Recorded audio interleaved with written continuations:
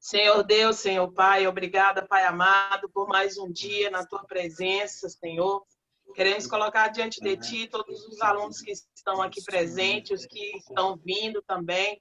Pai amado, que o Senhor use o Teu servo para falar conosco, Pai amado, abra as nossas mentes e que nada venha impedir o Teu agir sobre as nossas vidas. Nós queremos Te agradecer, Pai, por esta oportunidade de estar aprendendo, aperfeiçoando o nosso conhecimento na Tua palavra, Pai.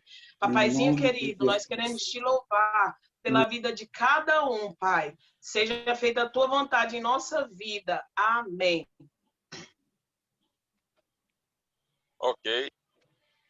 Então, obreiros, satisfação estar com vocês mais uma vez, nesta oportunidade, naquela aula de apologética. Nós estivemos juntos, de lá para cá já estudaram outros conteúdos e certamente estão mais afinados que antes na questão de conhecimento, já evoluíram bastante, considerando que ninguém teve férias. Esse mês de julho não teve férias, está todo mundo aí proibido de circular, vai trabalhar, volta, vai para a igreja, volta, mas tudo com muitas restrições. Mas é vida que segue. Nós estamos aqui, temos escapado debaixo da misericórdia de Deus. Que Deus possa também visitar todos aqueles que estão debilitados por conta da enfermidade e possa levar a cura para aqueles que assim Ele quiser curar. Então, nós, dentro do nosso conteúdo, religiões e seitas e heresias, melhor dizendo, seitas e heresias, não deixamos, claro, de falar sobre religião. Dentro do conteúdo de seitas e heresias, todos já leram o livro?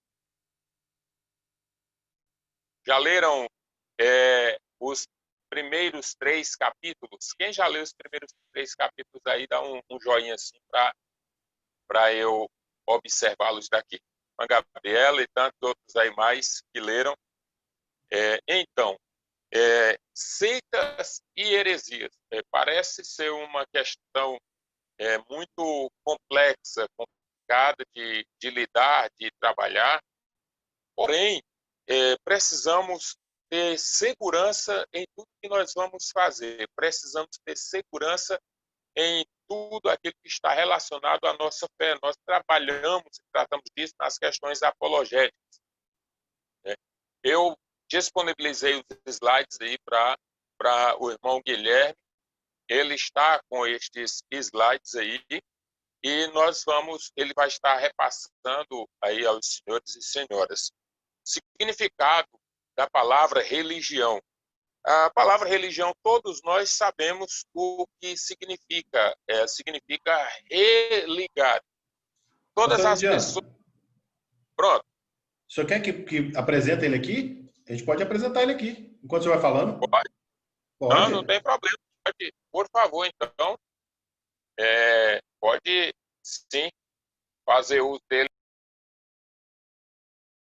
e passar a apresentação aí para nós. Não tem problema. Significado, nós vamos trabalhar hoje 3 capítulos. O primeiro, o segundo e o terceiro capítulo deste nosso livro.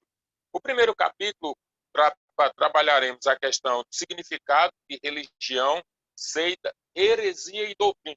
São 4 pontos aí que nós vamos trabalhar. Vamos trabalhar o significado de religião, seita, heresia e doutrina. Quando você vê alguém dizer, fazer alguma citação e dizer que está na Bíblia, às vezes está lá no livro de Acrescentares, do profeta Heresias. Aí talvez você encontre água mole, pedra dura, tanto bate até que fura, está escrito no livro do profeta Heresias. E não é na Bíblia. Faz por ti que eu te ajudarei. Deus também não disse isso para ninguém. O único texto mais aproximado que tem eu te esforço e te ajudo e te sustento com a destra da minha justiça. E não tem faz por ti que eu te ajudarei. Deus ajuda quem cedo madruga. Isso aí não está na Bíblia. Então, são provérbios do dia a dia que as pessoas tentam incorporar. O cair é do homem, mas o levantar é de Deus. Eu não vi isso ainda também lá escrito. Mas o que é Tem um também que é religião? bom, pastor. Hã? Tem um também que é bom, que a vingança nunca é plena, mata a alma e a envenena. Meu Deus. Então, religião, a palavra religião significa religare. Esta palavra religare, ou seja, religar o quê? Se é para religar, é porque havia em um princípio esta conexão, esta ligação. Eu poderia ir lá atrás no Éden, nós trabalhamos na proposta cristã, dentro da proposta cristã do criacionismo, dentro disto cremos que Deus criou o homem do pó da terra e soprou em suas narinas. Eu disse isso em outra oportunidade. Soprou em suas narinas e o homem, e esse sopro, o fôlego de vida foi inserido, introduzido no homem, e o homem então foi feito alma vivente. Dentro disso, eu disse em outra oportunidade que Deus, ao soprar no ser humano, ele sopra o fôlego. Este fôlego é o nefesh, ou a psique no grego. E esta psique são as faculdades morais, qualidades morais, aquilo que nós chamamos de atributos comunicáveis de Deus, ou seja, aquilo que ele repartiu com o homem, e quando o homem, no ato da queda, ele rompe esta ligação. Quando ele rompe esta ligação, porque o profeta Isaías diz que o pecado faz separação entre Deus e os homens, então o pecado, quando ele entra, ele desliga o homem do seu Criador. Ao desligar o homem do seu Criador, então, este homem agora precisa o quê? Ele vai buscar o quê? A sua religação, ou seja, a sua religião será desenvolvida a fim de que ele venha religar a sua vida espiritual com Deus. Mas Gabriel ia falar? Então, religare. A palavra religião tem este significado. E, portanto, dentro desta proposta da religião, é que vai sendo construída a ideia de que o ser humano precisa buscar este meio pelo qual será reconduzido ao seu estado original antes da queda. Uma vez o ser humano buscando freneticamente esta espiritualidade, esta prática de religião para ter o seu retorno ao que ele criou, ele vai começar a andar, por vias que são vias distintas, diferentes. E por meio disso ele vai querer alcançar tudo aquilo que ele entenda que é correto para se chegar até onde ele pretende, que é na sua prática de espiritualidade. Então, religião é isso, é religar. Religar o quê? O que desligou. Qual é a forma correta de religar? Aí é onde entram as questões das seitas. Por quê?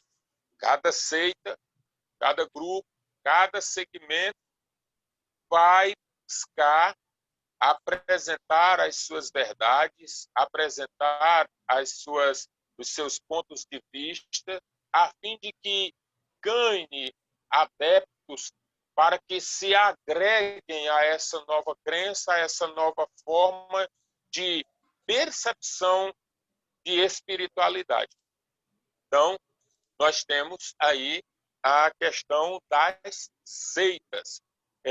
Capítulo 1, nós estamos no capítulo 1.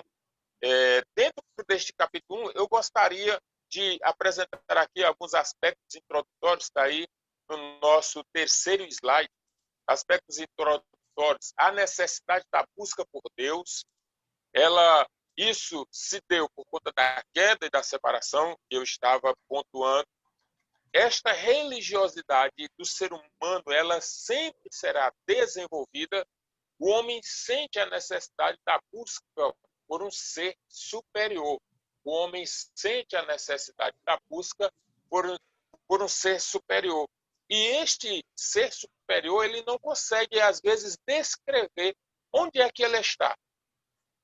Dentro da fragilidade do ser humano é que eles começam a buscar as respostas para as perguntas que eles têm, mas que não encontram as respostas.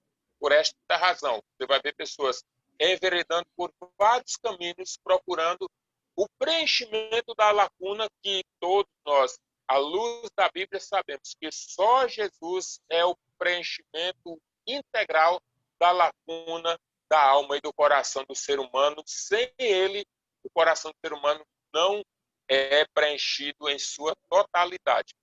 Mas, dentro destas expectativas, nós temos aqui alguns conceitos de divindade. Alguns conceitos de divindade.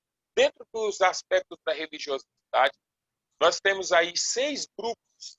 6 grupos. Esses grupos religiosos, eu separei da seguinte forma: o monoteísmo, o politeísmo, o teísmo, o deísmo, o enoteísmo e o panteísmo. Vou repetir: monoteísmo, politeísmo, teísmo, enoteísmo, deísmo e panteísmo. Que é isso, pastor Elidiano? Que tanto ismo é esse aí? Vamos lá. Enoteísmo. O que significa isso? Enoteísmo é a crença de que há um ser superior a uma divindade.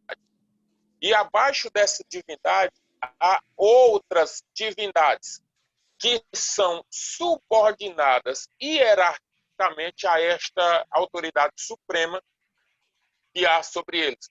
Então, há vários deuses, porém, um deus é superior aos demais deuses. Isso é o enoteísmo. O monoteísmo, dentro do monoteísmo, cresce apenas no único Deus.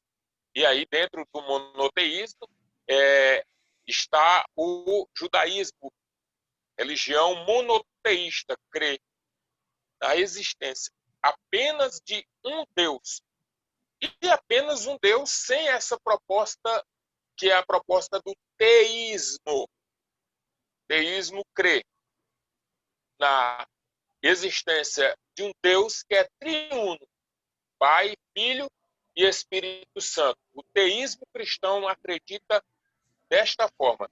O politeísmo é a crença em várias divindades. Politeísmo, crença em várias divindades. Deísmo, que é o deísmo? Deísmo é a crença de que Deus realmente existe. É soberano, superior a tudo e a todos. Deus, dentro da proposta deísta, criou o homem e lhe abandonou as misérias da sua existência, não mais se relacionando com esta criatura. Esta proposta é a do deísmo. Maximiza a soberania de Deus e minimiza ou anula completamente a sua imanência. O ser humano ele é completamente isolado. Isso é a proposta deísta. O panteísmo diz que Deus é tudo e tudo é Deus. Inclusive, você pode ser Deus na proposta panteísta, porque Deus é tudo e tudo é Deus. E eu não falei, também tem o paneteísmo, ou seja, Deus em tudo. Esta é a diferença. São algumas abordagens de grupos religiosos, considerando que nós vamos falar de grupos religiosos aqui na nossa disciplina. Quem está me entendendo aí, dá um ok, assim, só para eu me... Perguntas, Ô, dúvidas, pastor Lidiano, por favor. só queria que o senhor sempre que o senhor quiser mudar de slide, o senhor me avisa, por favor. Ah, tá ok. É, dentro do... Você está passando os slides aí ou não? Está Eu tô? passando para todos aí? Sim. Se eu me achar aí, o senhor Certo. vai. Aí. Deixa eu ver se eu acho o senhor aqui. A tela deve estar Guilherme, acho que compartilhada. está tranquilo. Ainda estou no capítulo 1 do verbete religião aí, dentro das definições. Eu gostaria que uma pessoa lesse, está aí no slide número 5, bom, Guilherme. Slide número 5, religião. Tem aí, religião implica uma visão de mundo e da vida. Alguém poderia ler para nós, por favor? Pode ser até o senhor mesmo. Religião implica uma visão de mundo e da vida, ou seja, uma perspectiva ou retrato geral da realidade como um todo e um conceito de como os indivíduos devem se relacionar com o mundo à luz dessa perspectiva. Ok, embaixo aí, sentimentos. Sentimentos ou posturas como temor, culpa e senso de mistério são encontrados na religião. Então, são aspectos que estão presentes na religião. Como é que vamos saber se algo é religião? Qual é o movimento? Como é que vamos identificar se este movimento é ou não religião? Daí, a religião, ela implica sentimentos ou posturas como temor e culpa e senso de mistério. São encontrados na religião. E alguém um dia disse que maçonaria não é religião. Aí está a aplicação e a abordagem que indica a maçonaria também como religião. Embora alguns digam que não, mas dentro das abordagens da religião, dos nossos estudos, isto também pode ser comparado a isto também. O próximo slide aí, nós temos os métodos eficientes aí para falar de seita. Aí falei sobre religião. Alguém quer fazer algum apontamento sobre religião? Por favor, esteja à vontade. Tranquilo? Vamos seguir. Seita. O que é seita? O que é uma seita? É doutrina que se afasta da opinião geral.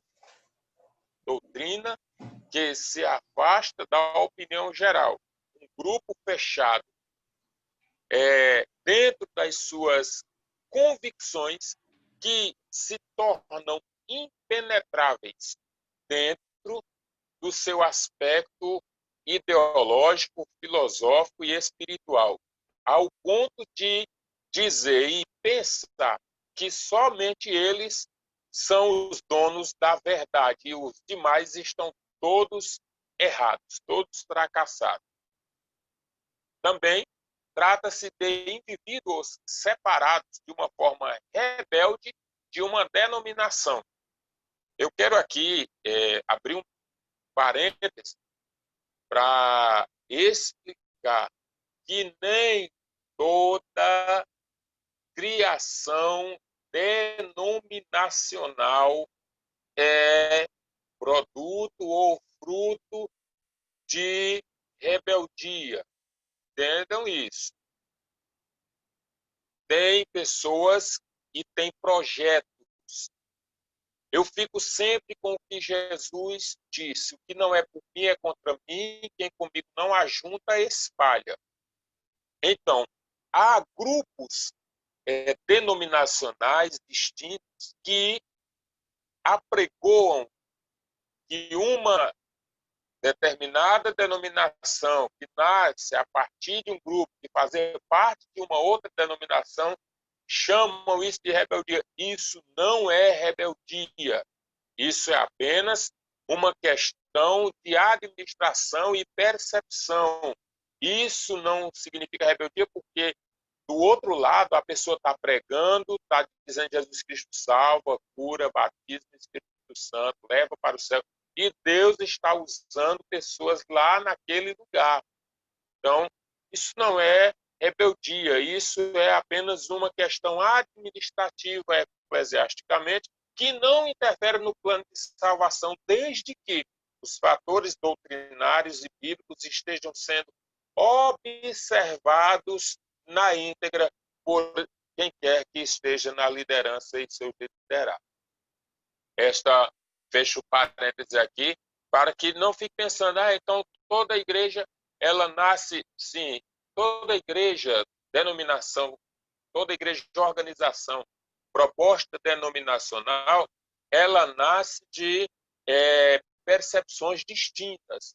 Poderia falar do nosso caso, Assembleia de Deus, que os missionários chegaram em Belém do Pará e estavam em um ajuntamento cristão que não tinha a mesma percepção e crença nas experiências que os missionários haviam vivenciado ainda nos Estados Unidos. Como este grupo que os recebeu não cria na experiência como eles assim criam, eles entenderam que seria necessário se afastar. E dentro desse afastamento, poderia qualquer outro grupo dizer que seria rebeldia. Não, se afastaram e foram para fazer uso daquilo que eram as experiências que eles acreditavam, e virou o que virou no Brasil. Isso aí pode acontecer com qualquer outro grupo, isso não se caracteriza como rebeldia. Nós vamos entender isso aqui dentro dessas nossas abordagens. Então, não está no livro, trago um conteúdo adicional, algumas questões, está no vosso livro de forma implícita, não de forma explícita lá no capítulo 3, mas de forma implícita está assim. O método mais eficiente de identificar uma seita é conhecendo os 4 caminhos seguidos por elas. No slide número 6, aí, irmão Guilherme, slide número 6. As 4 formas, ou 4 caminhos seguidos... Guilherme, anterior, isso. Oi? Alguém falou? Para ele voltar o slide. É porque eu tinha avançado o slide aqui. Ok. Pode voltar aí no slide número 6. O método mais eficiente de identificar uma seita. Isso é importante para todos nós que estudamos. É conhecendo os 4 caminhos seguidos por eles, ou por elas, no caso de seitas. Estes 4 caminhos aí, quais são? Adição, subtração, multiplicação e divisão. Aí vocês, pastor, então esse povo aí, eles são bons na matemática, porque o povo da seita consegue fazer isso aí tudo, consegue. E aí, dentro dessas abordagens, eu fiz aqui as seguintes apresentações, aí no slide número 7, alguns exemplos de seitas que adicionaram. O que é isso? O grupo adiciona algo à Bíblia. O grupo adiciona algo à Bíblia. Dentro deste grupo aí eu tenho o Adventismo do sétimo dia. Para os adventistas do sétimo dia, a Ellen White foi inspirada pelo Espírito Santo. Negamos que o grau de inspiração dos escritos dela sejam diferentes dos encontrados nas Escrituras. Fecha aspas. Abre aspas. Ellen White foi inspirada pelo Espírito Santo. Negamos que o grau de inspiração dos escritos dela sejam diferentes dos encontrados nas Escrituras. Eles a colocam como igual à Escritura, às produções literárias da senhora Ellen White. Temos aqui, dentro desse grupo de adição, nós temos aí, ó, as testemunhas de Jeová, que adicionaram algo às Escrituras.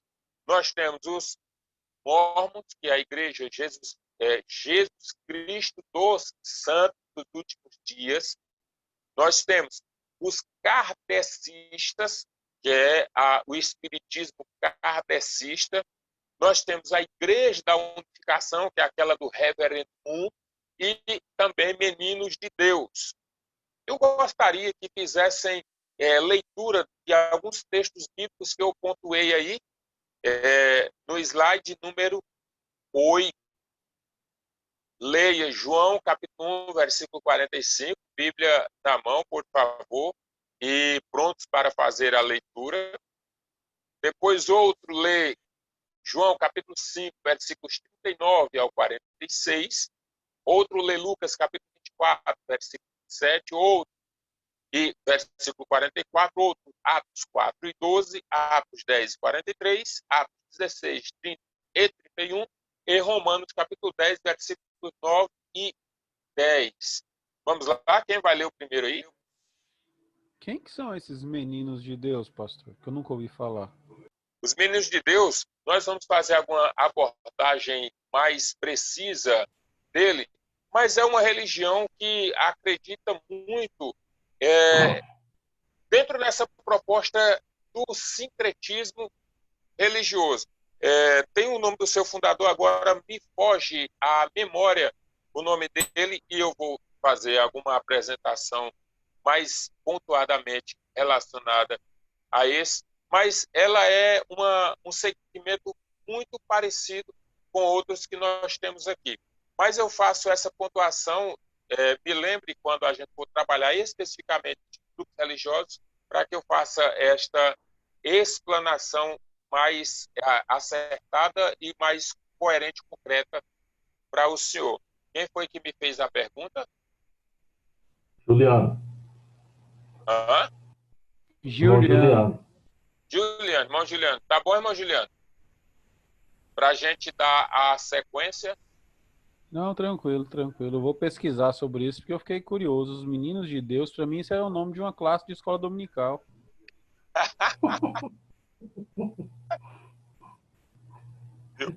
Mas está dentro.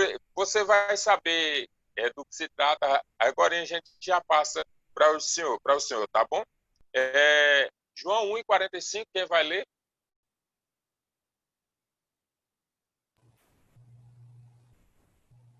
Alô? Oi. Pode ler. Felipe foi procurar Natanael e disse: achamos aqueles a respeito de quem Moisés escreveu no livro da lei, e sobre quem os profetas também escreveram. É Jesus, filho de José, da cidade de Nazaré. João capítulo 5, versículo 39 a 46. Outro leia.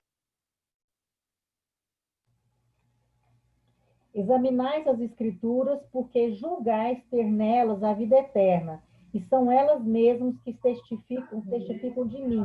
Contudo, não quereis vir a mim para terdes vida. Eu não aceito glória que vem dos homens. Sei, entretanto, que não tendes em vós o amor de Deus. Eu vim em nome de meu Pai, e não me recebeis. Se outro vier em seu próprio nome, certamente o recebereis. Como podeis crer vós, os que aceitais glórias uns dos outros, e contudo não procurais a glória que vem do Deus único? Não penseis que eu vos acusarei perante o Pai. Quem vos acusa é Moisés, em quem tendes firmado a vossa confiança. Porque se de fato cresceis em Moisés, também crerieis em mim, porque ele escreveu a meu respeito. Olha, Esses textos de referência são textos que falam da superioridade, falam da divindade de Jesus, falam da autoridade de Jesus, coisa que as virtudes estas e poder e autoridade esta que é negada pelas testemunhas de Jeová, que é negada pelo Adventismo do Sétimo Dia, que é negada pelos kardecistas, que é negada pelos mormons, que é negada pelos meninos de Deus, que também fazem questão de dizer, esse grupo religioso aí, de que é mais importante ler sobre o seu fundador, que é o David Berg, do que ler a Bíblia Sagrada e os escritos a respeito de Jesus. Então, são grupos que colocam de forma secundária a pessoa de Jesus, minimizam seu poder e maximizam e colocam em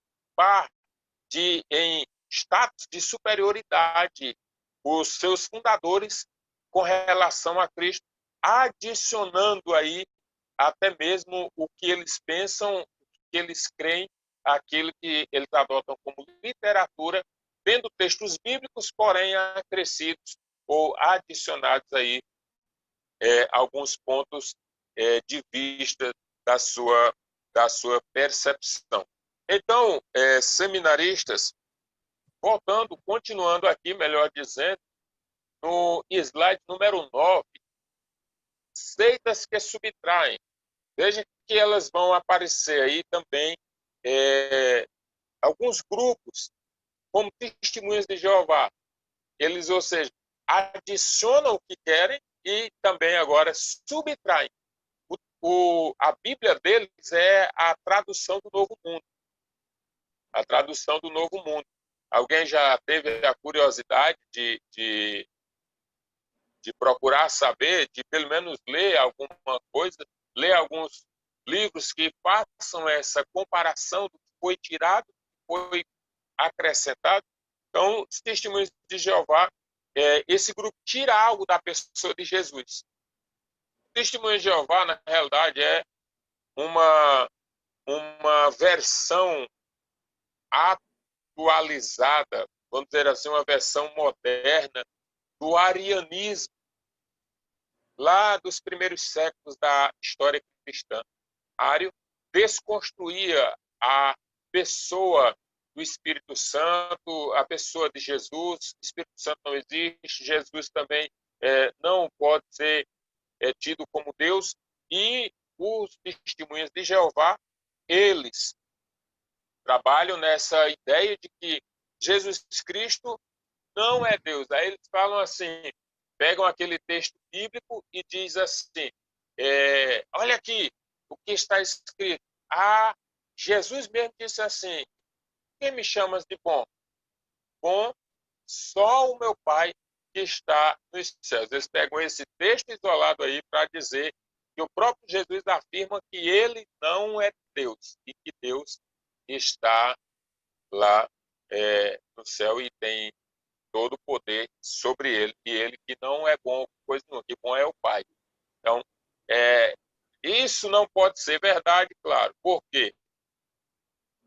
Deus é bom. Jesus disse, quem vê ao Pai, vê a mim. Jesus disse, que os discípulos disseram para ele, Senhor, mostra-nos o Pai. E Jesus disse, eu já estou aqui convosco e vocês estão dizendo, mostra-me o Pai. E Jesus diz, quem vê a mim, vê ao Pai. Porque eu e o Pai somos um. Então, não tem como desconstruir aquilo que Jesus construiu. Quando ele se refere àquilo, ele está falando em um contexto para um jovem que acreditava que estava cumprindo a lei. Por que me chamas bom? Bom mestre, o que é que eu posso fazer para herdar a vida eterna? O que é que eu posso fazer para conseguir isso? Então, Jesus logo lhe diz o que é que ele está precisando. Desapegar-se dos seus bens materiais, coisa que ele não fez. Então, os kardecistas, os adventistas do sétimo dia e a Legião da Boa Vontade. Essa vocês conhecem também, a LBV, conhecida LBV. Legião da Boa Vontade. Muito a ver com as questões relacionadas à filantropia, muito a ver com as questões relacionadas a esses grupos que pregam o ecumenismo religioso, esta cultura e esta ideia de que todos os caminhos que levam a Deus vão todos convergir para o mesmo lugar. Não importa, você pode andar por aqui, pode andar por ali, pode andar por onde você quiser, no final das contas, todo mundo vai chegar em um só lugar, um denominador comum. Isto não é verdade. João capítulo 1, versículo 1, diz, no princípio era o verbo era Deus, o verbo estava com Deus. O verbo se fez carne e habitou entre os homens. Tudo foi feito por ele, sem ele nada do que foi feito, fez. Não pode acrescentar nada além daquilo que está estabelecido nas Escrituras. Não se pode subtrair nada além daquilo que está registrado nas Escrituras. Slide número 10, exemplos de seitas que multiplicam. O grupo multiplicar. Esse grupo aqui, ele multiplica o ato da salvação. Ou seja, há várias formas de ser salvo. Não é só seguindo as Escrituras que nós vamos ser. Tem várias formas de salvação. As obras, como forma de salvação, eles multiplicam as formas de salvação, os caminhos pelos quais podem chegar à salvação, as formas pelas quais podem ser levadas em consideração para se chegar à salvação. As obras, a cultura, a forma de agir, a prática do bem, tudo isso é uma ideia de que se prega na multiplicação, isso muito dentro do ecumenismo, da multiplicação de que é possível ter salvação fora do caminho da verdade e da vida, que é Jesus. Quando ele mesmo, Jesus disse, eu sou o caminho, a verdade e a vida. E ninguém vem ao Pai a não ser por mim. Ele foi Jesus quem falou, não foi eu. Aí nós temos aí os testemunhos de Jeová, o Seixonoye, os adventistas do sétimo dia e os mortos. No próximo slide aí, alguns exemplos de seitas que dividem. Aqui você vai entender. Dividir como assim, pastor? Eles pegam esses grupos de seitas que dividem. Eles pegam a organização, está aqui, a organização, seus líderes e suas autoridades eclesiásticas estão aqui. Do outro lado aqui está a fidelidade a Deus. Deus, de um lado, a instituição do outro lado. E eles dividem esta fidelidade ao ponto de impregnar, por meio de lavagem cerebral, nos seus adeptos, de que a desobediência à instituição, no sentido de rompimento de laços, é também uma desobediência a Deus, e a instituição tem poder igualitário à da divindade, de bani-lo da salvação. Entendeu? Então, essa questão da separação, essa questão da divisão de autoridade, de fidelidade. Eu posso até ser fiel a Deus, mas se eu romper com a instituição, eu perco a minha salvação. Conhece algum lugar que se encaixa dentro disso aí? Conhece alguma seita, algum grupo religioso que você conhece, que diz assim, você desobedecer aqui, sair dessa instituição, não tem como você ser salvo fora dessa instituição, desta denominação. Alguém conhece alguma dessa forma? Fala aí para mim.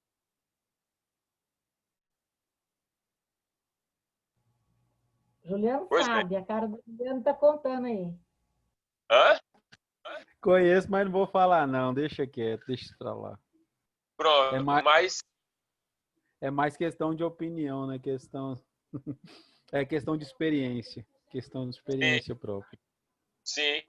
Então, percebam que a gente precisa separar essas coisas. Vejam bem. colocar a instituição como detentora de poder suficiente para me salvar, igualmente a Deus, eu estou aí colocando uma denominação com igualdade em relação à salvação ou não em relação a Deus. Como é que eu posso dizer que uma instituição A ou uma instituição B tem poder para salvar alguém? E aí você já ouviu alguém dizer, religião não salva. E aí eu digo, religião não salva, mas é pela religião que eu chego ao processo de espiritualidade que preciso. Aí alguém pergunta, cristianismo é religião? É. Cristianismo é religião, porque cristianismo tem sensibilidade, cristianismo tem a busca, tem o temor, tem a busca pela espiritualidade. O cristianismo tem estas qualidades que são necessárias para ser caracterizada como religião. Como lá no slide, bem no começo, nós pontuamos sentimentos ou posturas como temor, culpa e senso de mistério são encontrados na religião. No cristianismo, nós temos sentimento, porque somos movidos pelo Espírito de Deus e temos sentimentos. Nós temos posturas, e essa postura leva-nos à manifestação do temor, à manifestação da culpa e também o senso de mistério, ou seja, a sensibilidade para compreender os mistérios da fé. Isso nós temos dentro do cristianismo. Então, religião não salva, mas dentro da religião é que eu consigo me religar a Deus. E por meio do cristianismo é que eu consigo, em Cristo, me conectar novamente ao meu estado original, estado antes da queda. Porque quando Cristo se manifesta, ele faz com que nós sejamos nova criatura. E essa nova criatura agora é revestida do novo homem, que pode trazer-me ao estado original antes da queda, que é a minha vida íntegra, 100% voltada para Deus. Então, estão compreendendo?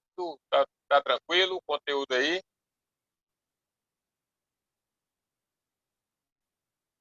Ok? No slide 12, irmão Guilherme, heresia, falamos de religião, de seita, agora heresia, para a gente fechar. Só lembrando aqui, faltam 2 minutos para o nosso intervalo. Não é verdade? No meu relógio são 8h28. Procede, irmão Guilherme, aí? Sim. Mas 8h28. se eu quiser fica a seu critério. Se eu quiser parar o intervalo, é só falar. Tá. Eu vou só passar um aspecto aqui sobre a heresia e eu vou deixá-los pensando aí. A pergunta é, como nasce uma heresia? Alguém aí se habilita a responder? Como nasce uma heresia? Aí tem no slide o tipo, o antítipo, a sombra e a realidade. Então aí, alguém se habilita em perguntar, em responder esta pergunta, como nasce uma heresia? São pensamentos diferentes de um sistema. A opinião contrária da doutrina que prevalece. Positivo. Aí eu vou trazer as explicações do tipo e antítipo, do que é sombra, do que é realidade. É a partir daí que as questões doutrinárias serão fundamentais para que se compreenda o que é certo e o que é errado. Para que cheguemos ao tópico relacionado à definição de doutrina, que nós temos aí 3 tipos: doutrina de Deus, doutrina dos homens e doutrina do diabo. Doutrina de Deus, doutrina dos homens e doutrina do diabo. Essas doutrinas serão construídas a partir destas observações que eu vou explicar depois do intervalo. Vamos ao intervalo, tomar uma água. São 8h30, daqui a pouco a gente volta. 10 minutos, né, irmão Guilherme? Isso mesmo. Isso. Vai lá, toma uma água, estica as pernas aí, estica os braços, faz o alongamento. Vai dar tudo certo. Vamos chegar lá. Ok, então. Aí na sala? Tá mutado, mas tá online. Ah, ok. Pois bem, vamos lá. Dar sequência ao nosso conteúdo. Sim, pode ir. Alguma pergunta, algum questionamento, alguma observação?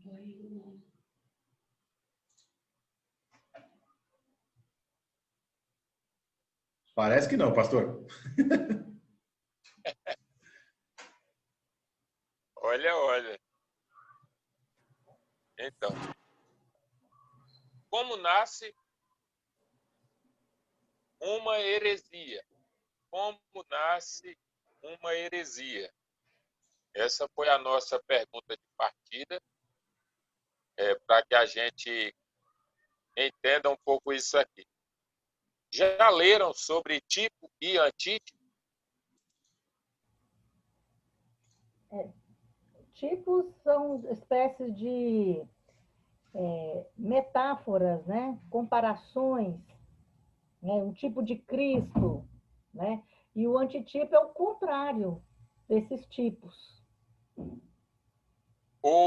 Quando nós temos tem até uma disciplina teológica que trabalhamos, que é a tipologia, o estudo dos tipos. O que é que nós precisamos compreender biblicamente? O que é um tipo e o que é o antítipo? Exemplo. Isaac, quando foi levado ao monte para ser sacrificado. Então, Abraão disse, respondendo ao seu filho: Deus proverá para si o cordeiro. E quando ele ia sacrificar o seu filho, Deus falou para ele dizendo: não faça isso. E quando ele olha, encontra um carneiro preso pelo chifre. E aí alguém disse assim: ele falou que era o cordeiro, mas é o carneiro. A questão é, o animal aparece como provisão de Deus para ser morto em substituição a Isaac, que é um tipo de humanidade, um tipo de homem que salvação viria para todos. Então, é um tipo. Quando nós vamos observar o tipo e o antítipo, nós vamos compreender por que tem pessoas que conseguem pegar um texto isolado e fazer uma doutrina. Por exemplo, Eliseu está morto dentro da cova. Eliseu morto dentro da cova. Um soldado morto em guerra é trazido até o local onde Eliseu está morto. Esse soldado é lançado na cova onde estão os ossos de Eliseu. Quando este soldado morto é jogado e toca nos ossos de Eliseu, ao tocar nos ossos do profeta, ele ressuscita. E aí eu pergunto, isso é um tipo de alguma coisa? Não. Porque não há um antítipo. Aquilo não representa algo que venha se confirmar em tempos posteriores. Então, outra situação. Um tipo, o cordeiro, o animal de 1 ano de idade, sem mácula, macho, é morto. E o sangue é colocado no umbral das portas. O sangue do animal imaculado, ou seja, um animal puro e sem mancha, sem mácula, fosse morto. O sangue deste animal marca o umbral da porta. Ao marcar o umbral da porta, quando à meia-noite for ordenada a morte dos primogênitos, logo a casa que o sangue estiver nela, a morte não vai entrar. E aí eu pergunto, isso é um tipo de salvação? É um tipo de manifestação da pessoa de Cristo, cujo o sangue nos protege da hora da morte, o sangue dele nos protege e nos livra da morte eterna, e pelo seu sangue nos garante a vida? Sim. Então, é um tipo de manifestação salvífica que é confirmada no antítipo, que é a manifestação de Cristo morrendo por toda a humanidade. Então, tipo e antítipo, sombras e realidade. Quando uma pessoa diz assim, até os lenços e os aventais de Paulo curavam. Isso é uma sombra de alguma... Isso é uma realidade de alguma sombra do passado? Não temos relato. Não há como eu comprovar biblicamente, doutrinariamente, que os seus lenços hoje vão curar pessoas. Isso era um fato isolado, uma ação única, produto da experiência do apóstolo com Deus. Eu não posso pegar o que é produto da minha experiência e querer aplicá-lo como doutrina, porque não vai funcionar. E como é que nasce a heresia? A heresia nasce quando eu trago a realidade de uma sombra que nunca existiu. Para que você entenda, para que se haja sombra, precisa de qual fator principal para que se haja sombra? Quando você sai de dia no sol, tem sombra? Tem ou não tem? Tem sombra? Sim, sim, você precisa de uma luz para ter uma sombra.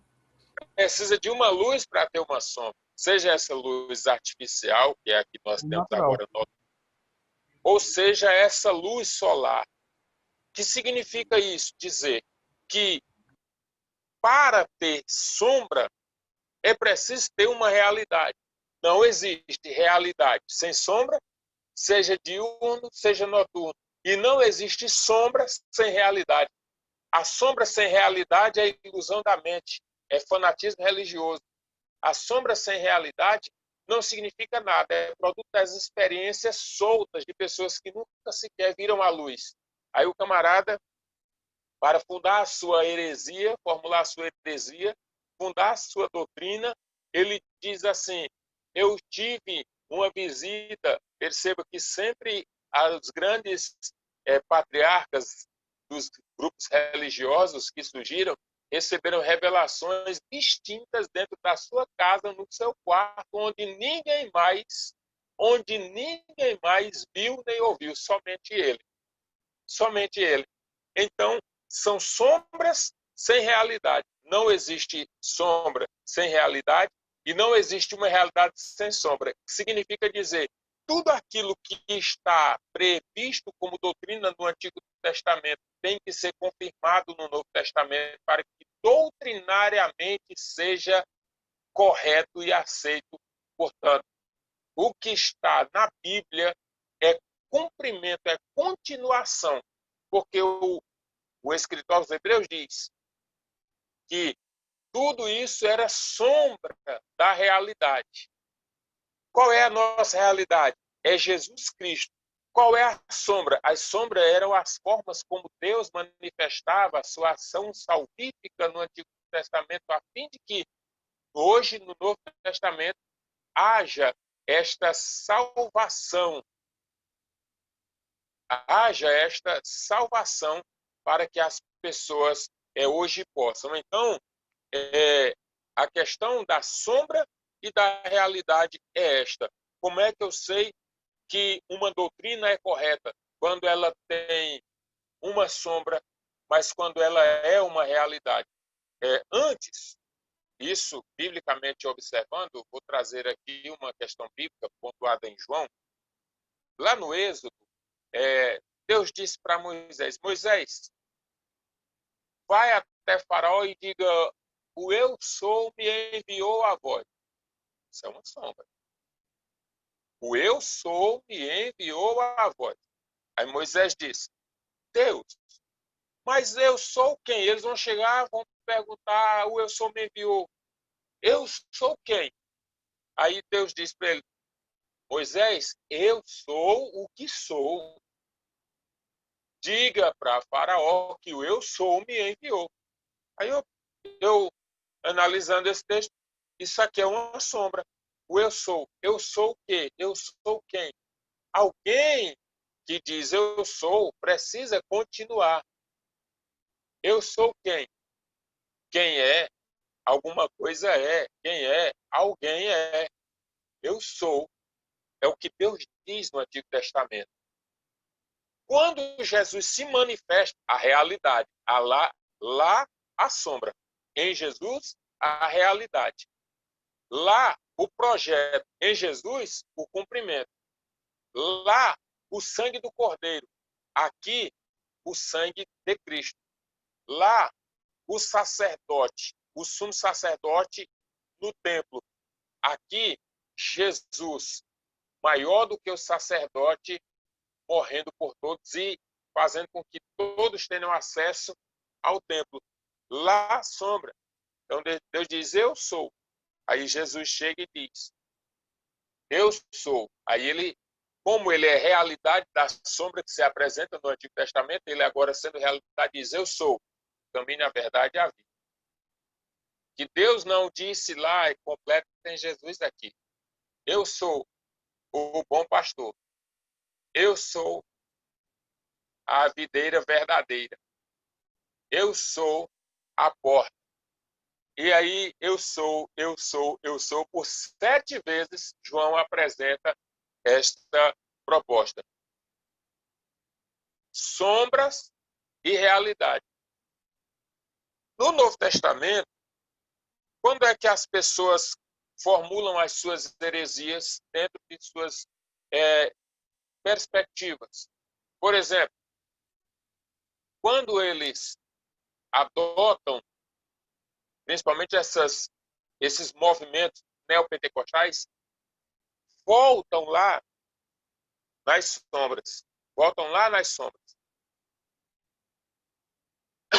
Quase que esquecendo Jesus. E voltam lá nas sombras, sendo que a realidade já manifestou. Então, é outro nosso ponto. Como nascem as heresias? Nascem destas junções de textos isolados.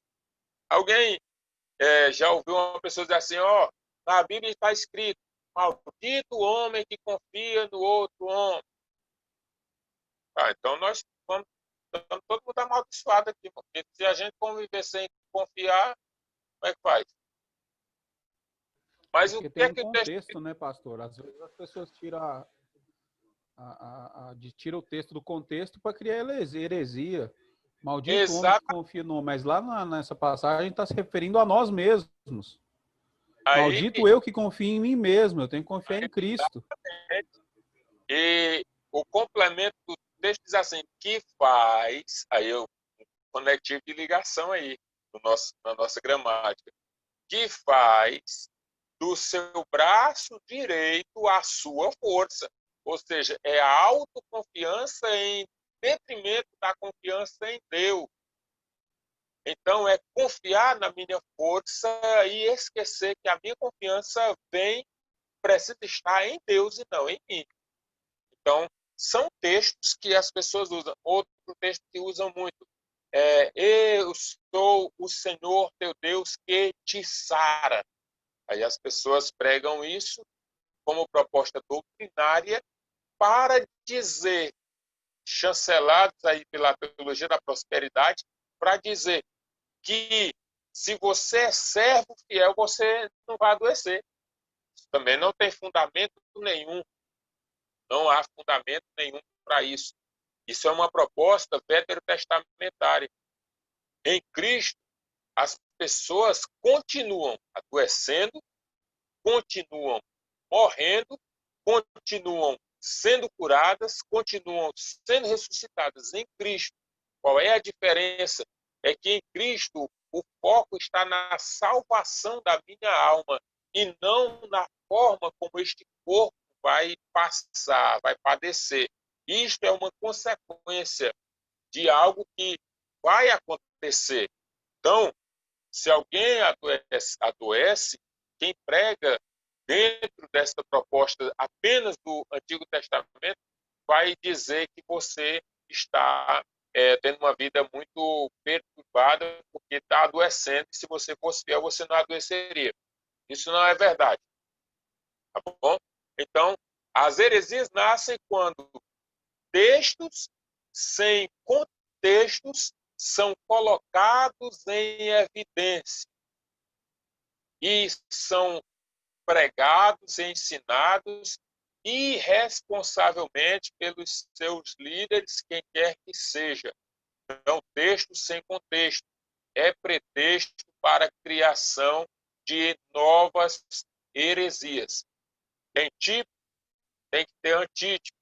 Tem sombra, tem que ter realidade. Realidade sem sombra é mentira. E sombra sem realidade também é mentira. Portanto, doutrinariamente falando, a Escritura como um todo é completa, porque ela é a realidade das sombras do passado, concretizadas em Cristo Jesus. Perguntas? Bom, César, o senhor fez um comentário aí. Eu li aqui, eu não observei, não vi ponto de interrogação. Foi uma afirmação que o senhor fez quando os exemplos ficam mais fácil de assimilação quando se pontua exemplos. Foi algo nesse sentido, não César? Pastor, é o seguinte, às vezes essas aulas estão sendo gravadas e elas vão para o YouTube. Lá no YouTube, a pessoa, qualquer um, de qualquer lugar do mundo, pode fazer inscrição e assistir às aulas.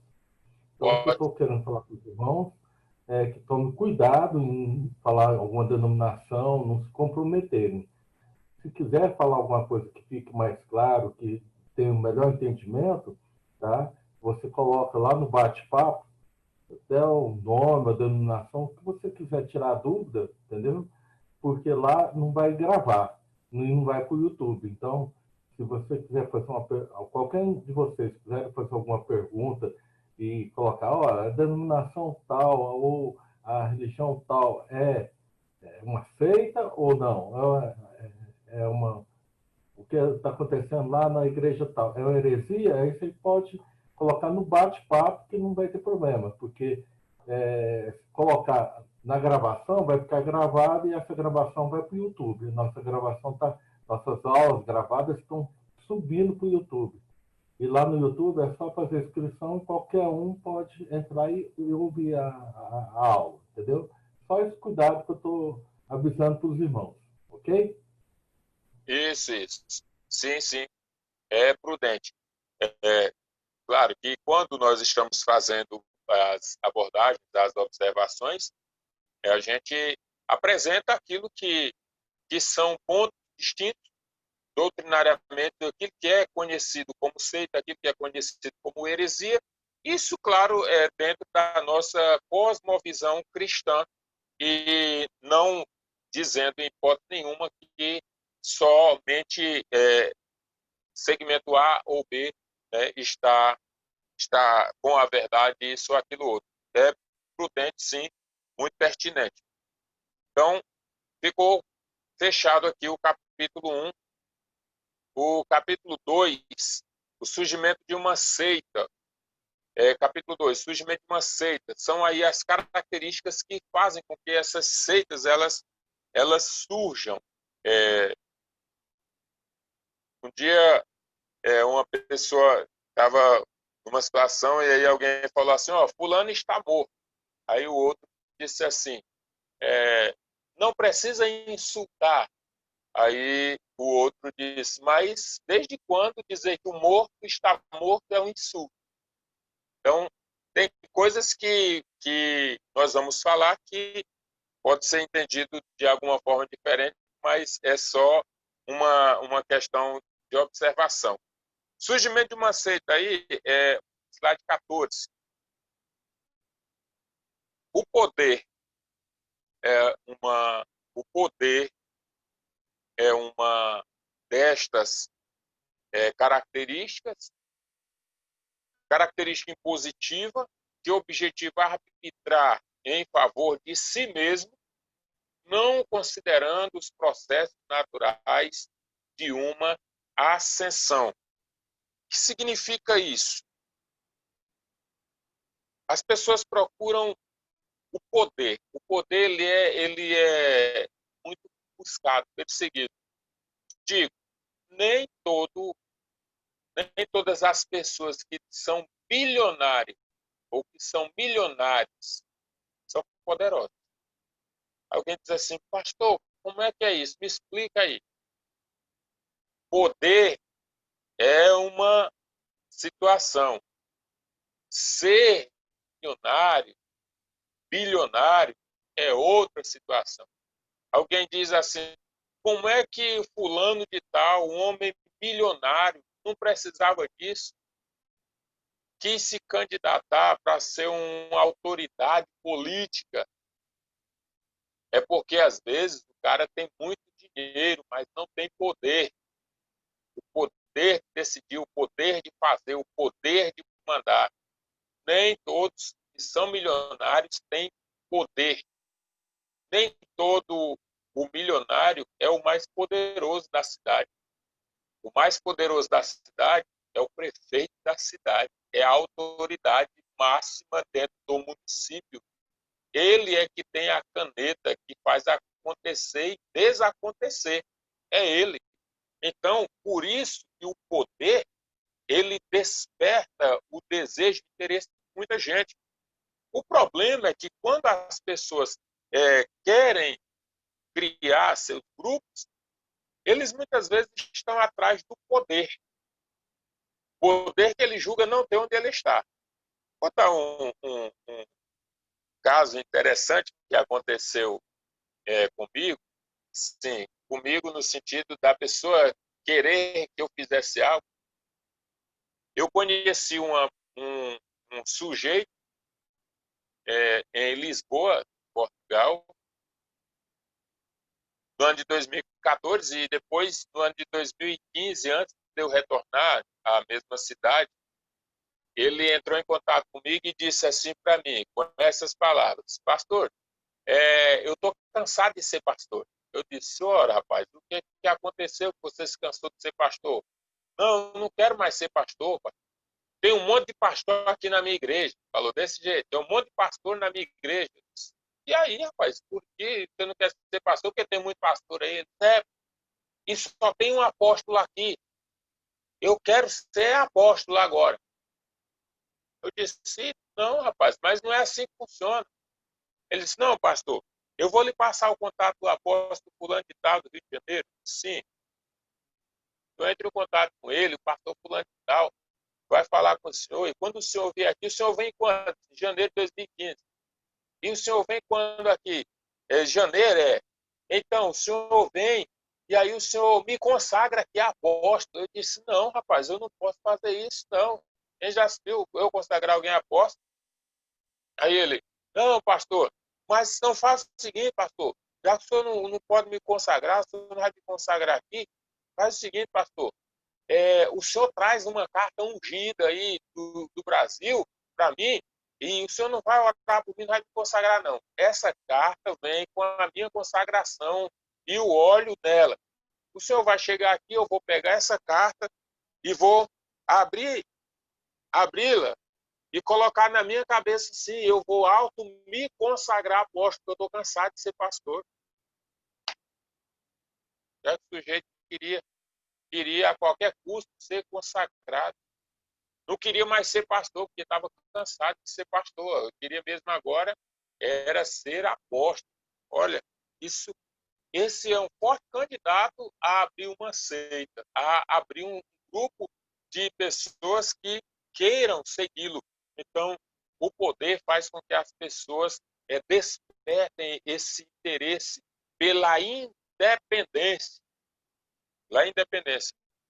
Cujo objetivo, olha o que eu pontuei, cujo objetivo é arbitrar em favor próprio, não considerando os processos naturais de ascensão. O que implica dizer, volto ao que disse lá atrás, o que implica dizer que nem todo segmento religioso que desmembrou de um grupo e criou outro é rebeldia. Não. A rebeldia se configura quando os aspectos doutrinários são desconsiderados, quando os aspectos doutrinários são colocados à parte, isolados, escanteados, de uma certa forma esquecidos e até mesmo substituídos pelos achismos, por todas as percepções que um líder entenda que é certo. Isso nós entendemos quando Paulo disse a Timóteo, na segunda epístola, capítulo 4, virão dias difíceis e que os homens amontoarão para si doutores, que terão como que comichão nos ouvidos, amontoarão para si doutores, e eles vão falar para eles só aquilo que eles querem, vão criar essa forma de trabalhar. Existe hoje no Brasil e em muitos lugares pessoas querendo comprar igrejas fechadas, pessoas tudo lá dentro, comprar igreja, de certa forma, querendo poder, para poder ter esse grupo ali à sua disposição. Então, uma das formas é o poder, a busca pelo poder. A segunda é a finalidade econômica. Tem camaradas assim, vou abrir igreja que eu vou enricar. Tem um lugar no país aí, que eu não vou falar o nome, é que um grupo de pessoas passou a abrir igreja e a máxima deles era o seguinte: abrir igreja é bom demais. Todo dia passa, salva lá e cai um dinheirinho. Todo dia a gente tem dinheiro. Essa era a máxima deles. Abrir igreja é bom demais porque todo dia a gente tem dinheiro. Então, a finalidade econômica. Poder, finalidade econômica, ou seja, trabalha-se muito a questão da teologia da prosperidade. Me dá para... Deus vai dar em dobro aquilo que você der para ele. É regra? Não é regra. Deus tem que dar em dobro, Deus tem que dar em dobro aquilo que você fez para ele. Se você fez, ele é Deus. Se você não fez, ele continua sendo Deus. Se você e eu formos infiéis, ele permanece fiel, porque ele não pode negar a si mesmo. Então, o seu ato de fidelidade para com Deus não vai mudar o que Deus é. Deus continua sendo fiel. Do mesmo modo, o seu ato de infidelidade para com Deus também não vai mudar o que Deus é. Ele permanece fiel. É o texto que Paulo disse a Timóteo. Significa dizer que, por finalidade econômica, as pessoas às vezes querem abrir igrejas. E aí tem um trocadilho muito pejorativo: pequenas igrejas, grandes negócios, porque as pessoas passaram a atribuir a finalidade comercial à igreja. Mas, diante da nossa realidade, não é isso que nós, quem está na igreja, os líderes, sabem o tanto que padecem, o tanto que sofrem com dificuldades financeiras, e nem por isso Deus está olhando diferente. As dificuldades, elas são normais e naturais a qualquer instituição, seja ela filantrópica ou não. Todas passam por dificuldades. Todas as pessoas passam por dificuldades.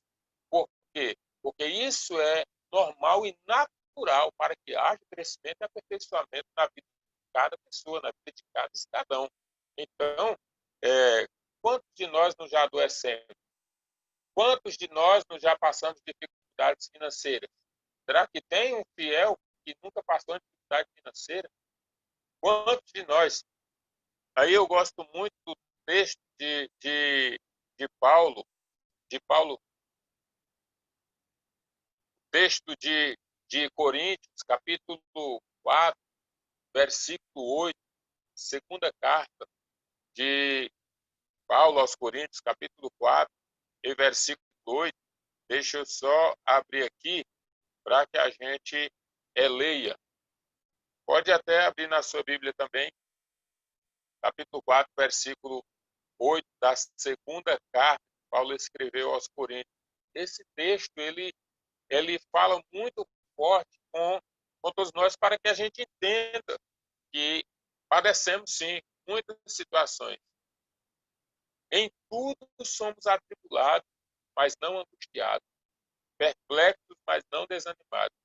Perseguidos, mas não desamparados. Abatidos, mas não destruídos. Trazendo sempre por toda parte a mortificação do Senhor Jesus Cristo, Senhor Jesus no nosso corpo, para que a vida de Jesus se manifeste também nos nossos corpos. Então, querer abrir igreja para enricar e fugir de problemas, se esta for a finalidade, está fadado ao fracasso, com certeza.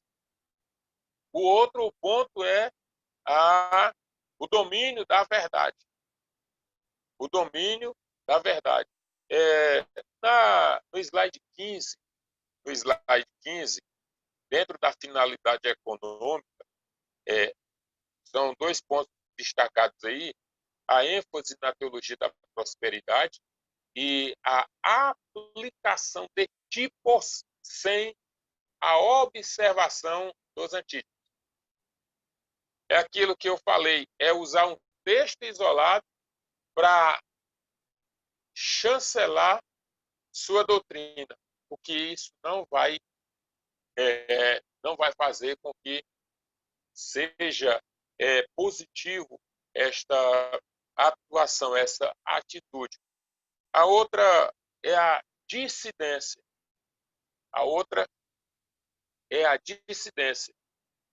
Ainda sobre o surgimento da seita.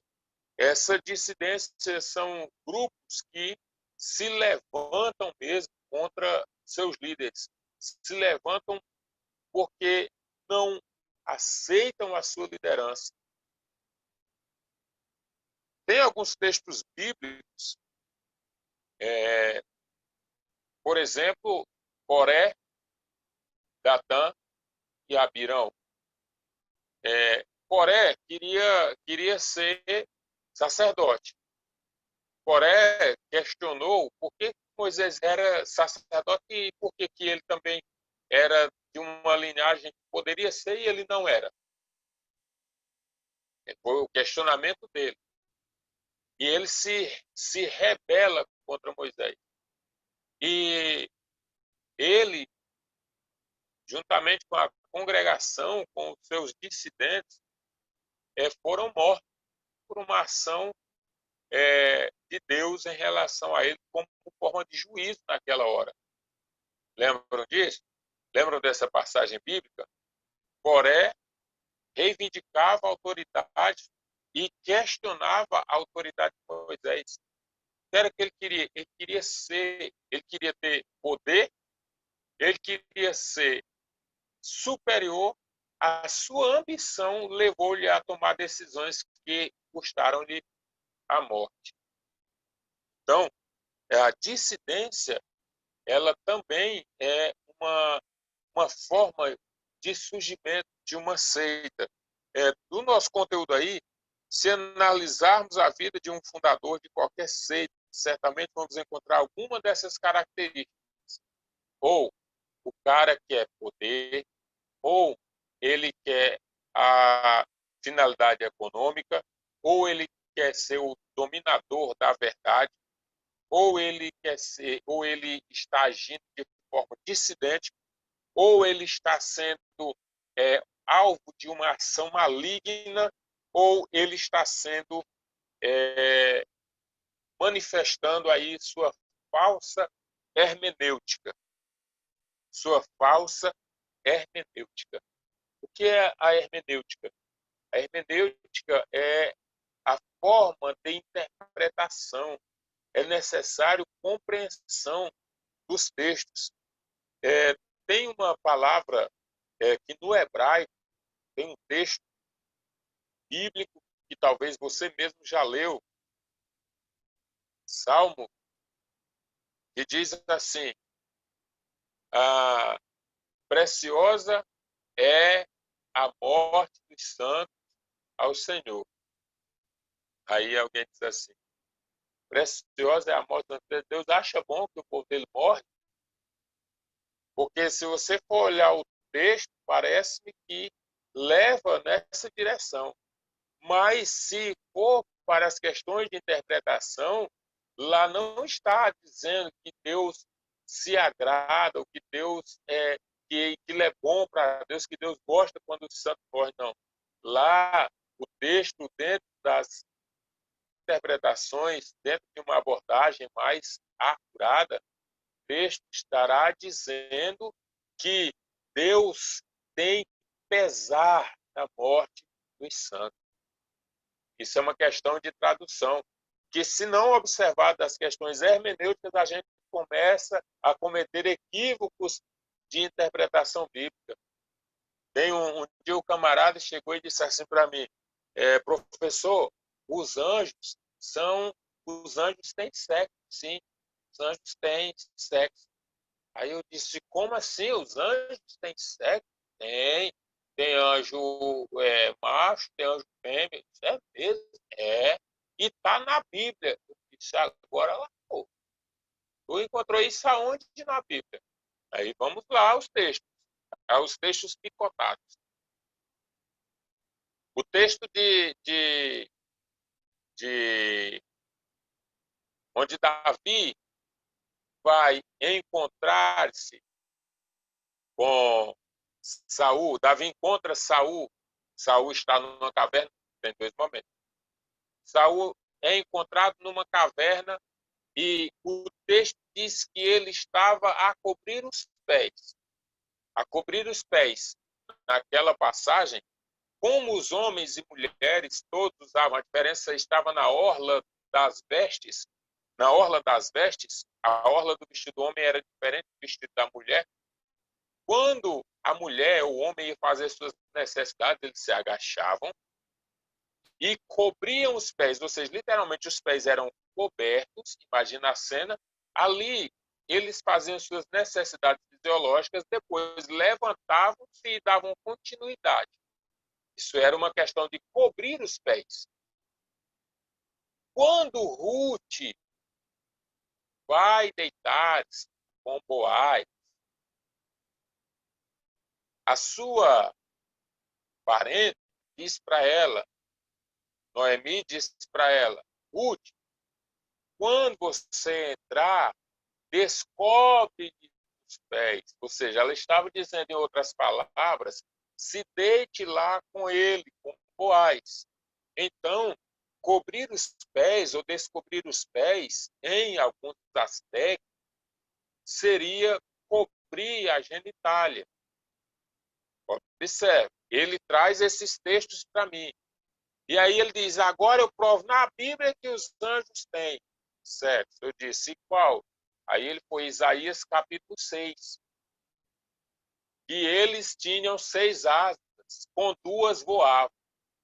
Com 2 cobriam os rostos e com 2 cobriam os pés. na interpretação do estudante, os anjos cobrindo os pés tinha a mesma conotação de Boaz descobrindo os pés ou cobrindo os pés, tinha a mesma conotação de Saul quando cobriu os pés e Davi estava ali.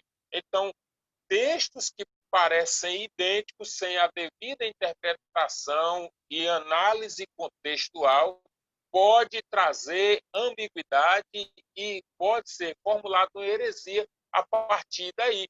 Então, tem que se cuidar para que a falsa hermenêutica não faça com que pessoas cometam equívocos doutrinários e fundem sua seita e sua heresia e abra sua igreja completamente fora dos propósitos divinos.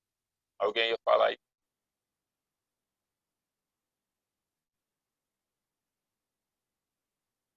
Então, quais são aí o surgimento de uma seita? Quais são as motivações?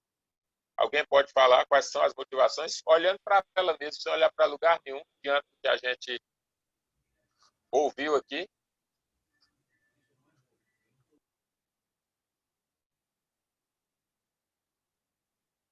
Vamos lá, poder, finalidade econômica, é isso?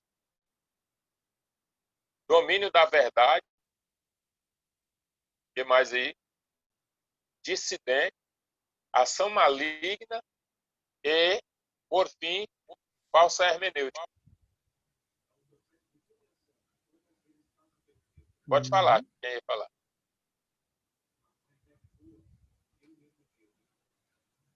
Pode falar, irmão Guilherme, você ia falar, irmão César, pastor, Luiz Almeida, irmã Gabriela,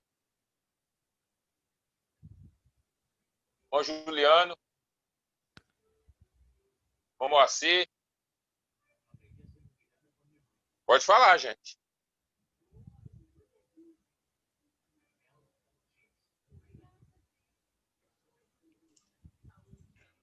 Pastor Lidiano, você vai usar mais essa apresentação ou posso parar de compartilhar? Pode parar. Pode parar. Aí dentro o capítulo 3, eu disse que é dentro daquilo que nós estávamos pontuando. Por quê? Porque fala exatamente de aumentar ou diminuir a Bíblia, perceba. Aumentar ou diminuir a Bíblia, isso aí está nos critérios lá, da adição, da subtração, da multiplicação e da divisão. Ficou dúvidas nessa questão da divisão? Entenderam quando eu falei da divisão? Dividindo poder, semelhantemente dividindo fidelidade, instituição de um lado e Deus do outro. Obedecer a Deus, desobedecendo a instituição, não vale. Desobedecer a Deus e obedecer à instituição tem salvação. Isso é um ponto que as seitas pregam. A obediência à instituição é superior à obediência a Deus. Não, Deus não, a instituição. Se você obedece aqui, então você está obedecendo a Deus. Pergunta: isso funciona dessa forma diante de Deus?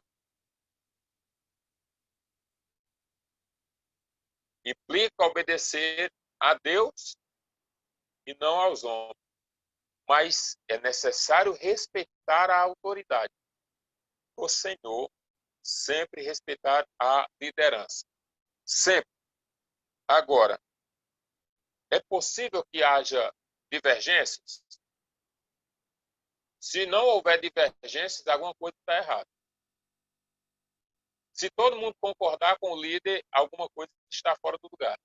Se todo mundo discordar, alguma coisa está fora do lugar. Por quê? Porque nós temos sempre o grupo. Algumas pessoas discordam, outras pessoas concordam. Mas pergunto, todas as vezes que discordaram de nós na empresa, nós saímos. Todas as vezes que discordaram de nós em algum ponto, nós deixamos de lado? Não. Nós não mudamos de rua por causa das divergências de vizinhos. Nós não mudamos de cidade por causa das divergências da população. Nós não mudamos do Brasil por causa das divergências da sociedade. Nós não mudamos de mundo por causa dos problemas dele.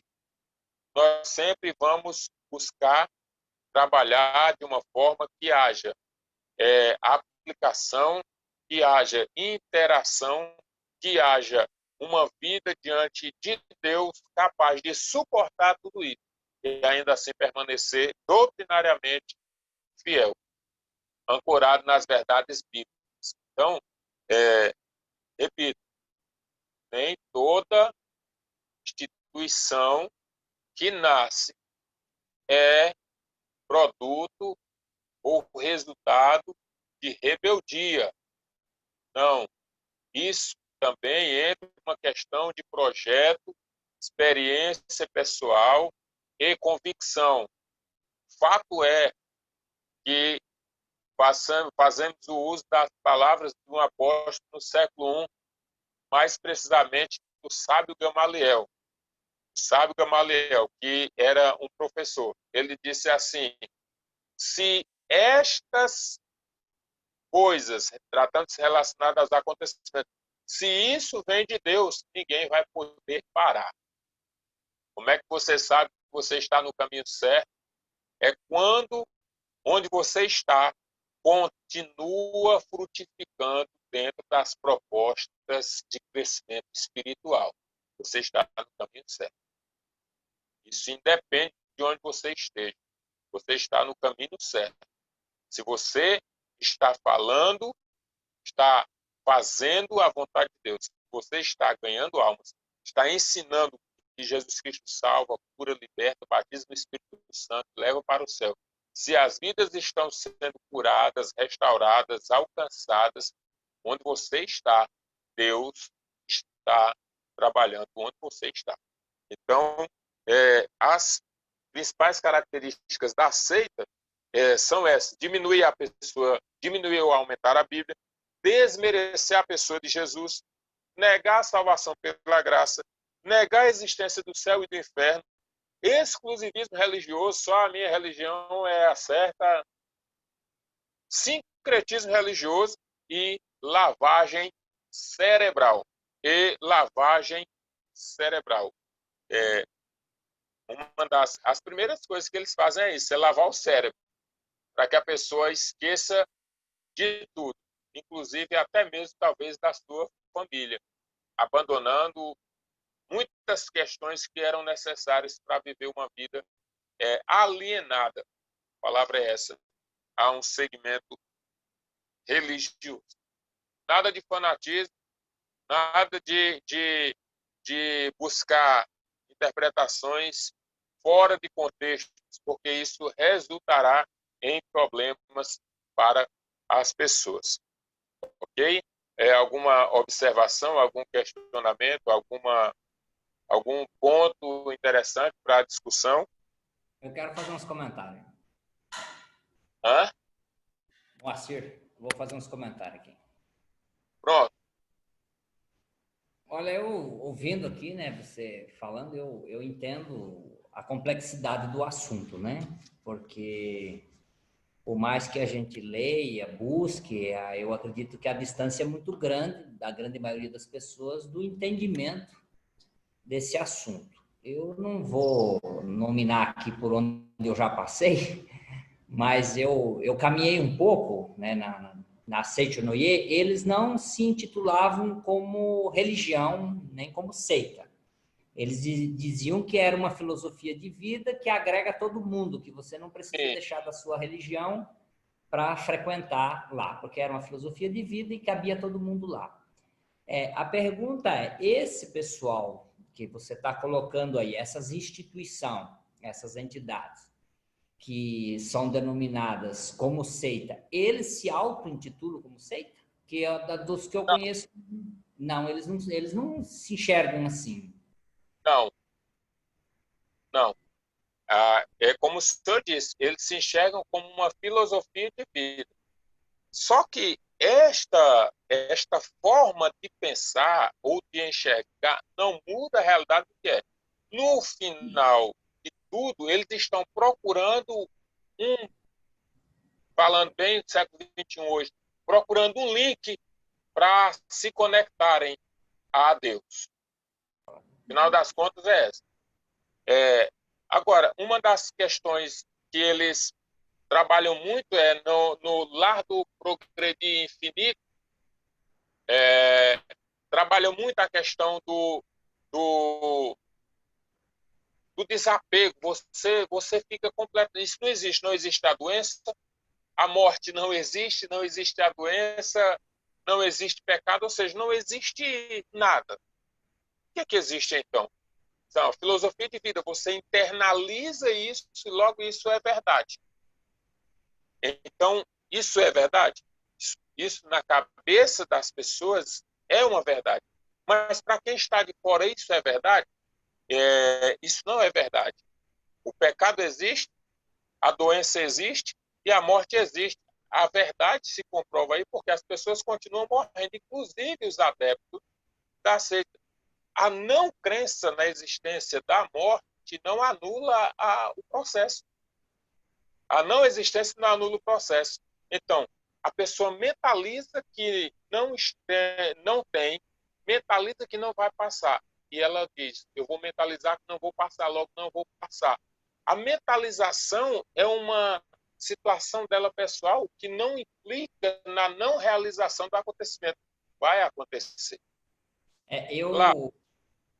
O que eu observei se trabalha muito com o poder da mente.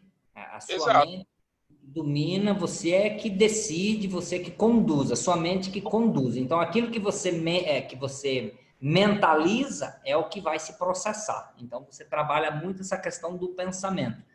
E vê muito assim, Deus, o criador da instituição, e eu, o meu poder da mente. Geralmente, Jesus Cristo fica meio perdido nesse trajeto, pelo menos. Na realidade, a pessoa de Jesus como agente da salvação não existe. A pessoa de Jesus como agente de salvação não existe. O que existe sou eu, entra muito naquela questão da pastora Luciana, até na aula passada que nós tivemos juntos, ela falou a questão da logosofia.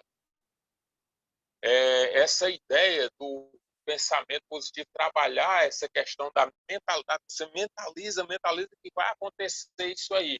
E vocês sabem que o fator mente, ele melhora a minha autoestima, mas as questões não são determinadas pelo meu pensamento, se positivo ou se negativo.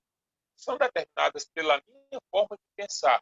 A minha forma de pensar melhora a minha estima, mas ela não dita aquilo que vai ou não acontecer na minha vida. Ela melhora a minha estima. Eu posso muito bem pensar naquilo que é do céu, aí eu outro texto bíblico, Paulo escrevendo aos Filipenses, capítulo 4, versículo 8, não é autoajuda, é uma questão bíblica mesmo. Filipenses, capítulo 4, versículo 8, Paulo diz assim, quanto ao mais, irmãos, tudo que é verdadeiro, tudo que é honesto, tudo que é justo, tudo que é puro, tudo que é amável, tudo que é de boa fama, tudo que é de boa fama, se há alguma virtude, se há algum louvor, nisso pensai. É bíblico pensar nisso aqui, pensar no que é honesto, pensar no que é justo, pensar no que é bom, pensar no que é verdadeiro, sim, mas isso é uma questão bíblica. Não é a questão do pensamento positivo que muda a realidade das coisas. Não, o cara pode pensar positivo. Se ele pular do prédio pensando positivo, ele vai se arrebentar no chão, mesmo pensando positivo, que nunca vai cair do prédio. Se ele pular pensando que não vai se machucar, o pensamento dele de que não vai se machucar, ele vai se arrebentar todo machucado, porque o pensamento não mudou a realidade do fato. Pulou do prédio, vai morrer, porque não aguenta, é o corpo. Tá? Mas, dentro dessa projeção, dessa segmento que o senhor falou, nenhum vai se denominar seita. Nenhum. Tá? Mais alguém?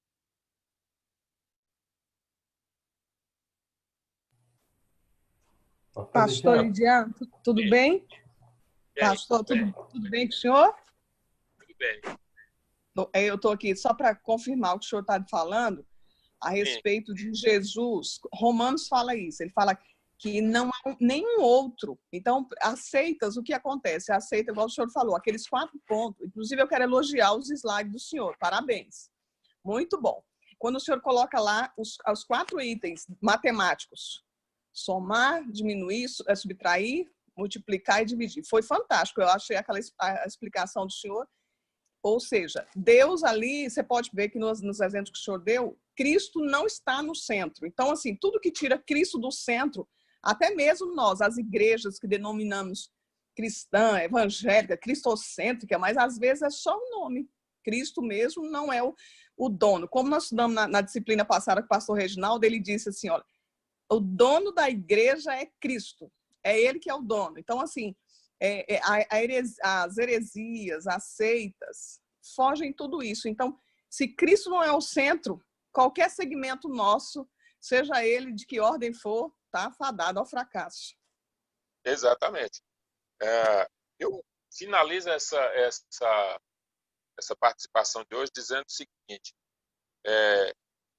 o cristianismo é uma religião que é considerada exclusivista, mas o Cristo não é excludente. Ou seja, sim.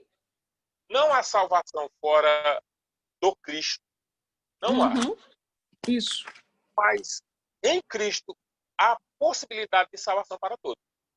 Em Cristo ele não abandona nenhum. Todos que quiserem ser salvos poderão se chegar a ele e serem salvos, se assim o desejarem. Então, o cristianismo ele é uma religião excludente, porque coloca Cristo como o único salvador do mundo, o único caminho, a única verdade e a vida. Na realidade, tem eu não me lembro agora quem é o autor da frase, diz assim, não há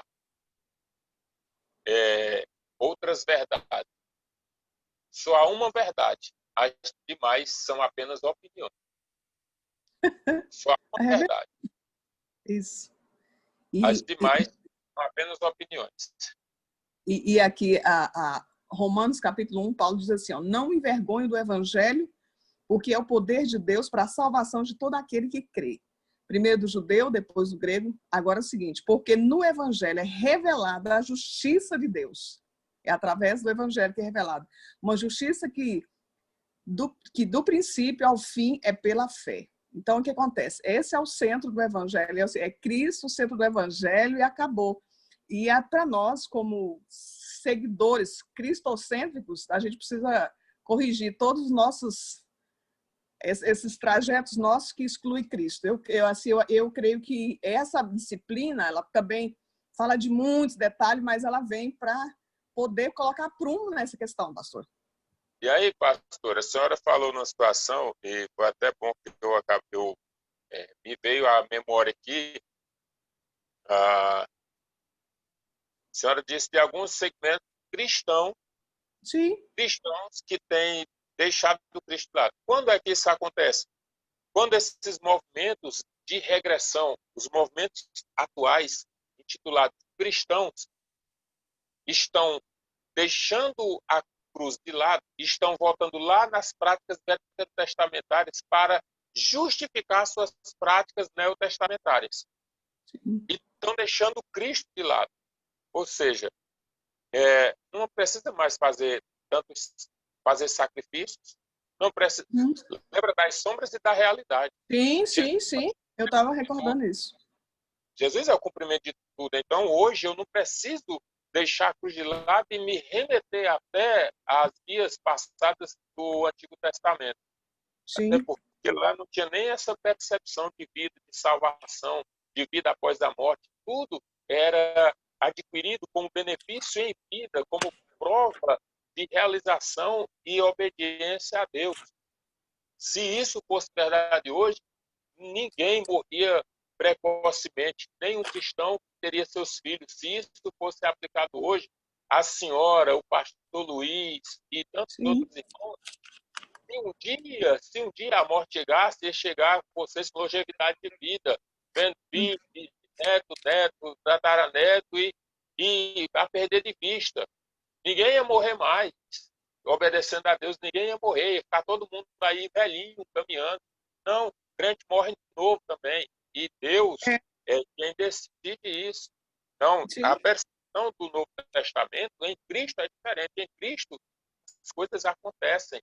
Nós temos a concepção de salvação, de que se novo ou velho, não importa. Em Cristo está guardado da mesma forma.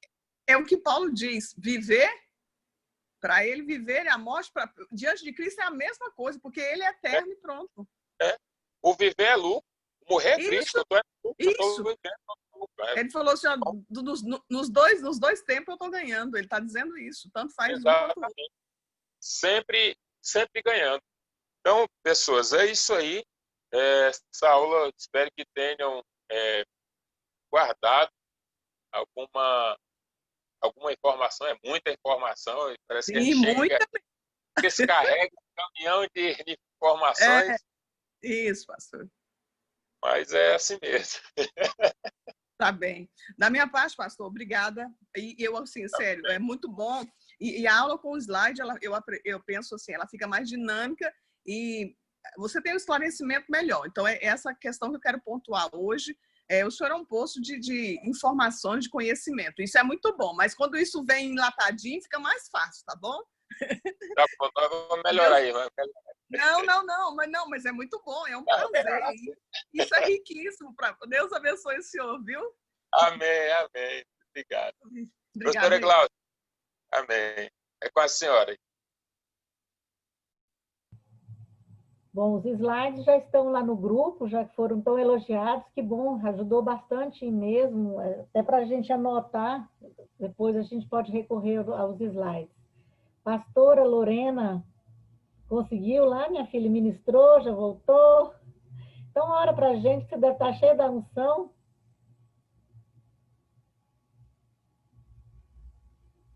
Abre. Ativar, amém.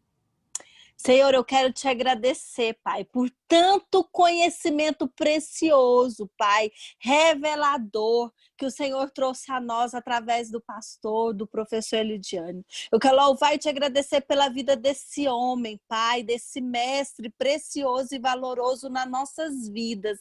Te louvamos, te agradecemos por esse homem nas nossas vidas, que a cada dia nós venhamos saber mais, ter mais sede de ter o teu conhecimento, Pai. Precisamos cada dia mais de Ti. Necessitamos de Ti, meu Deus. Obrigado por esta aula. Obrigado por esse tempo precioso, Pai. Por poder conhecer mais a verdade que é a Tua palavra. Te louvamos, te agradecemos. Muito obrigado, Senhor. Amém. Amém? Amém. Pastor Elidiano, Deus abençoe o senhor, muito obrigado, tá? Prazer estar mais uma vez conosco, nós agradecemos o senhor, o carinho e a atenção. Tá bom? Obrigado. Como é que tá? A família tá boa? Tá bem, tá bem. Deus. Amém. Como é que tá essa cidade aí? Quente? Quente.